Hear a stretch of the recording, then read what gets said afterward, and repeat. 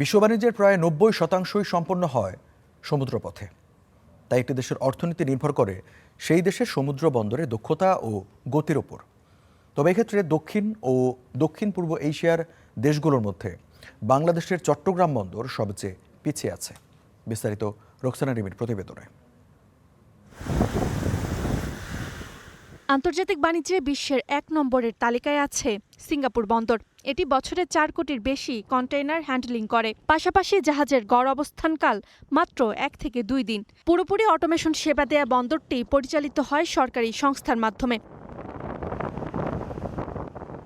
বিশ্বের আরেক ব্যস্ততম বন্দর মালয়েশিয়ার পোর্ট ক্লান ও পোর্ট অফ তানজুং প্লেপাস। এখানে একটি জাহাজের মালামাল লোড আনলোড করতে সময় লাগে মাত্র ২ থেকে ৩ দিন। সরকারি ও বেসরকারি যৌথ উদ্যোগে পরিচালিত হয় এসব বন্দরগুলো। প্রতিবেশী ভারতের মুম্বাই রাজ্যের নেহেরু ও মুন্দ্রা পোর্ট বিশ্ব তালিকায় ২০ থেকে ৪০-এ অবস্থান করছে। এই বন্দরেও একটি জাহাজ অবস্থানের গড় সময় ২ থেকে ৩ দিন।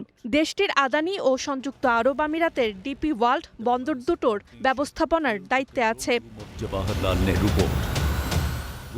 দক্ষিণ এশিয়ার আরেক গুরুত্বপূর্ণ ট্রান্সশিপমেন্ট হাব কলম্বো বন্দর বিশ্ব র্যাঙ্কিংয়ে ২৫ থেকে ৩০-এর মধ্যে অবস্থান করছে।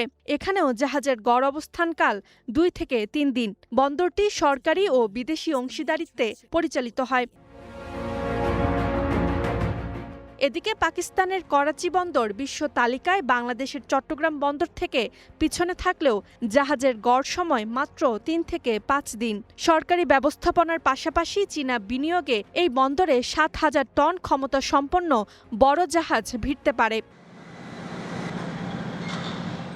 এই পুরো অঞ্চলে সবচেয়ে পিছিয়ে আছে বাংলাদেশের অর্থনীতির লাইফলাইন হিসেবে খ্যাত চট্টগ্রাম বন্দর। বিশ্ব র্যাঙ্কিংয়ে অবস্থান ৬৮তম। জাহাজের গড় অবস্থানকাল ৫ থেকে ৭ দিন বা তারও বেশি। ২০০০ থেকে ২৫০০-র মতো কন্টেইনার নিয়ে জাহাজ ভিড়তে পারে এই বন্দরে। Roksana Rimi, star news.